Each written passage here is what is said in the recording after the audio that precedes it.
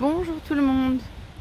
Alors, petite vidéo toujours au bord du canal. Aujourd'hui il fait pas hyper beau, mais tant mieux s'il y a de la pluie pour les agriculteurs et pour la nature. Petite vidéo qui ne va pas vous parler de la résistance.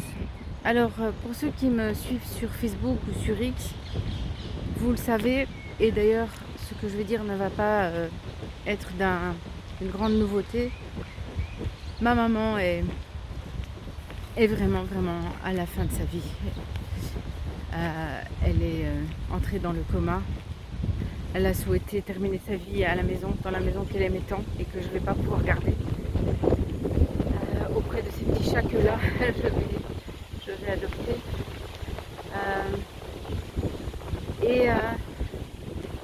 Et je reçois beaucoup de messages de soutien, ce qui est vraiment très gentil, bien sûr, très touchant. Mais je reçois aussi beaucoup de messages qui me disent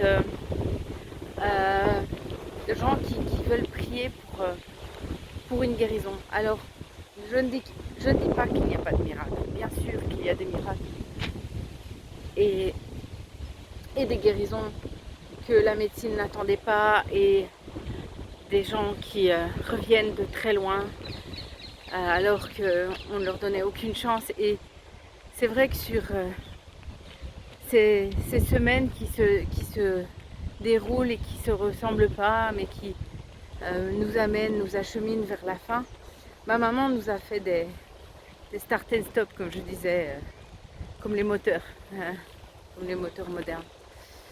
Et j'ai pu longtemps croire que ce miracle allait la concerner, parce que ma maman aime passionnément la vie et elle y tient. Et elle a toujours dit, depuis qu'elle a 15 ans, qu'elle vivra 100 ans. Et là, elle est dans sa 90e année, comme aurait dit mon père, c'est-à-dire qu'elle a 89 ans. Et que ses 90 ans, elle les aurait fêtés le 15 octobre et qu'elle n'y arrivera pas. Et ça a été un combat en moi entre le médecin qui voit que ça va pas, qui se rend compte que même si on arrive à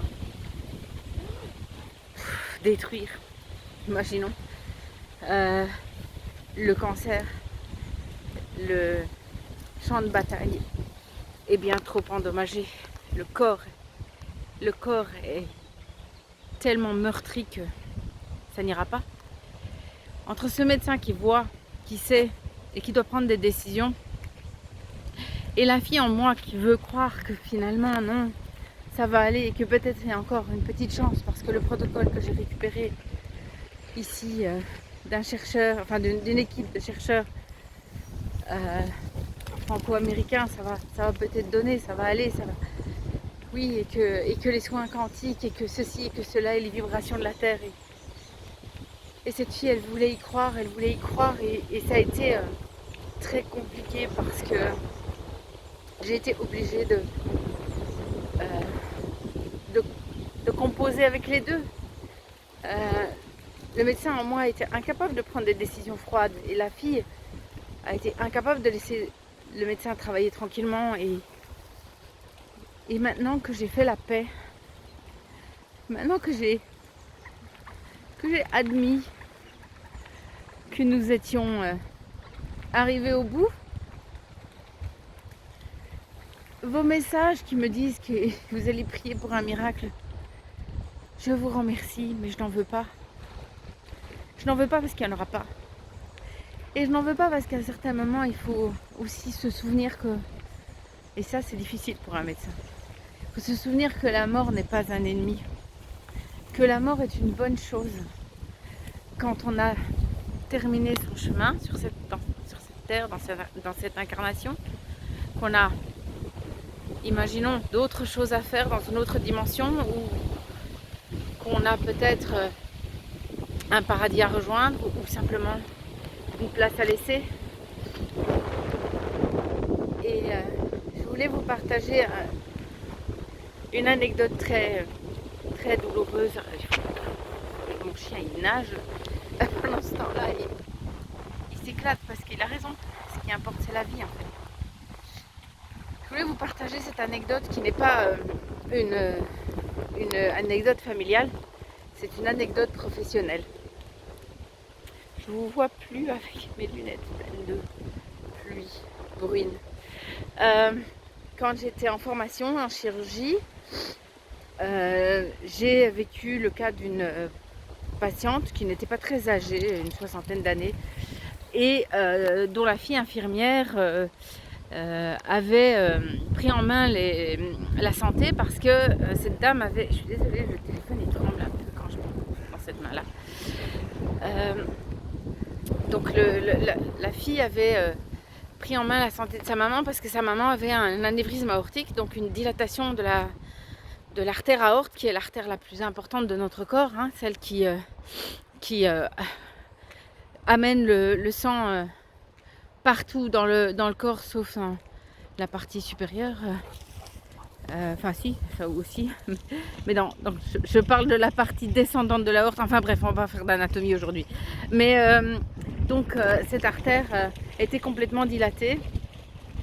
Et il y avait un risque de rupture. Et là, c'est la mort assurée. Et donc cette infirmière avait insisté pour que sa maman se fasse opérer, se fasse mettre une prothèse aortique. Tu viens, Luna? Et donc l'intervention, j'y étais pas. J'étais en stage en chirurgie digestive et je faisais les urgences. Donc c'est comme ça que j'ai connu le cas après. Mais donc je n'étais pas là. Mais l'intervention, de ce que j'ai entendu dire, s'était bien passé. Il n'y avait rien eu de particulier. Et les soins post-opératoires se passaient normalement. Elle était aux soins intensifs et puis au bout de quelques jours, on voit qu'il y a un pied qui commence à noircir et à se nécroser. Et en fait, on se rend compte qu'il y a certainement eu un petit morceau de la plaque de ce qu'on appelle l'athérome, donc un mélange de graisse, de calcium, de fibrose, enfin bon, des petits débris, hein, on se rend compte qu'ils ont dû partir durant l'intervention dans un vaisseau et aller boucher une artère importante du pied. Bon. La décision est prise, vu que ce sont des toutes petites extrémités et que le pied est déjà très très abîmé, la décision est prise d'amputer. Et là je suis présente. Puis quelques jours passent et l'autre jambe commence à montrer des signes de nécrose aussi au niveau du mollet. Même chose, impossible de reperméabiliser, plusieurs artères sont touchées, on décide d'amputer aussi cette jambe-là. Je me souviens encore, c'est absolument dégueulasse. C'est vraiment une des interventions qui m'a le plus impactée. Parce que vous tenez la jambe et puis après tout à coup elle appartient plus au corps, quoi. Elle est plus attachée. Enfin, et quelques jours passent, alors on laisse la dame dans un coma chimique, hein, pour qu'elle ne souffre pas. Et je ne vous raconte pas l'état de sa fille.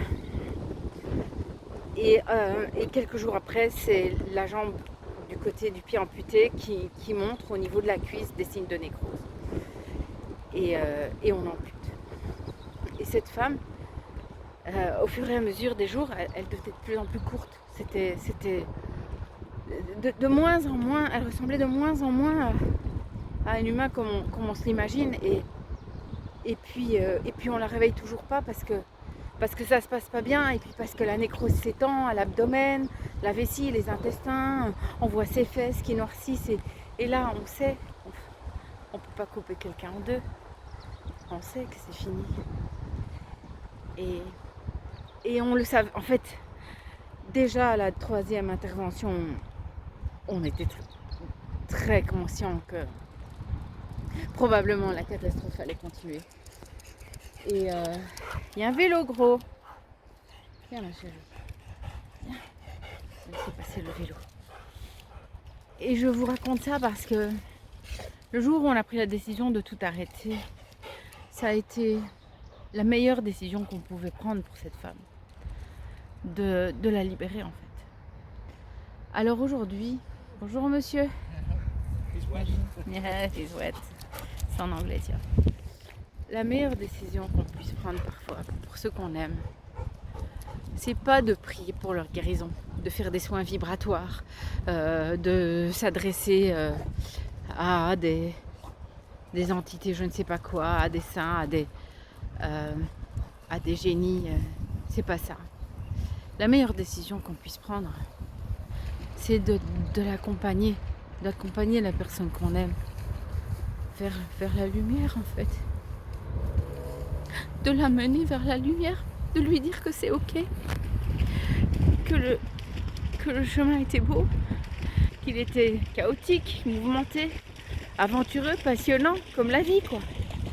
Mais que maintenant, il est temps d'abandonner son véhicule terrestre pour repartir vers le grand tout, pour aller au paradis. Je pense qu'elle ira pas en enfer, ma maman. D'aller au paradis, d'aller retrouver la terre, d'aller nourrir les fleurs, faire partie de tout ce qui nous entoure. Et aujourd'hui, je vais perdre. Enfin aujourd'hui, je dis aujourd'hui, mais c'est pas aujourd'hui.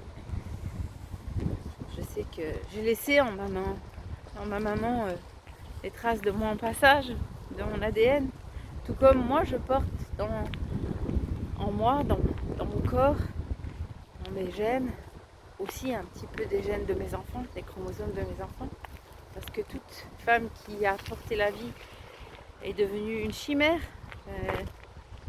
selon l'étymologie consacrée. Alors je vais perdre un morceau de moi, c'est vrai, mais elle vivra toujours aussi en moi. Ne fût-ce que les mitochondries. Ces mitochondries, c'est un héritage uniquement maternel. Nos petites centrales énergétiques de nos cellules, on les tient uniquement de notre maman. Peut-être que d'ailleurs, si on y croit, elles viennent toutes d'Ève, la première femme. Qui sait? Donc, ce que je vais vous demander, d'arrêter de prier pour une guérison qui ne fait que prolonger la souffrance et la torture pour tout le monde. Parce que voir se dégrader ainsi une maman, même si parfois cette maman a été peut-être difficile ou un monstre, c'est pas le cas de la mienne. Elle était difficile, ça oui. Ma maman, c'est un peu comme un monstre sacré au cinéma, quoi. C'est quelqu'un qui prenait énormément de place, qui était très présente. On va faire demi-tour, gros. Qui était là, partout où elle passait, on la voyait. Les gens s'en souviennent. Alors il y a des gens qui la détestent, mais ils s'en souviennent. Et il y a beaucoup de gens qui l'aiment parce qu'elle a toujours eu 15 ans. C'était une artiste et elle a gardé cette fraîcheur, cette immaturité de l'adolescence, cette spontanéité qui fait qu'on est, on ose, on est créatif, mais on ose dire merde aussi. Alors dire merde, ça fait pas toujours plaisir. Elle m'a dit merde à moi aussi, hein. Bien sûr. Elle a claqué des portes, elle a dit des grossièretés, comme une ado. Et aujourd'hui, elle part en tant qu'ado. Dans sa tête, elle a 15 ans. Et dans son cœur, c'est ma maman.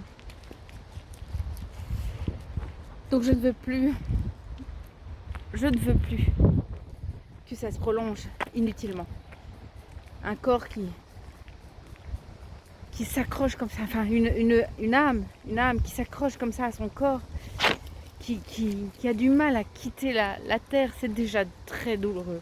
Et on voit son corps qui se dégrade et on entend cette souffrance et on est obligé de monter la morphine et les médicaments et c'est juste atroce en fait. Alors s'il vous plaît, aujourd'hui, que ce soit par la pensée, la prière, un chant, une méditation, une vibration, un soin quelconque. Accompagnez-la avec moi vers la libération. Il est temps. Il est temps que ma maman parte en paix.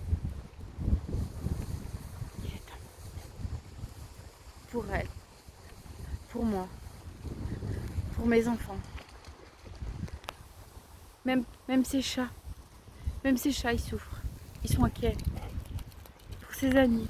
Et même pour l'équipe soignante qui est si formidable. Qui se dévoue corps et âme pour qu'elle reste à la maison. C'est bon maintenant. C'est ok. C'est ok. Merci de m'avoir écouté. Je vous dis à bientôt.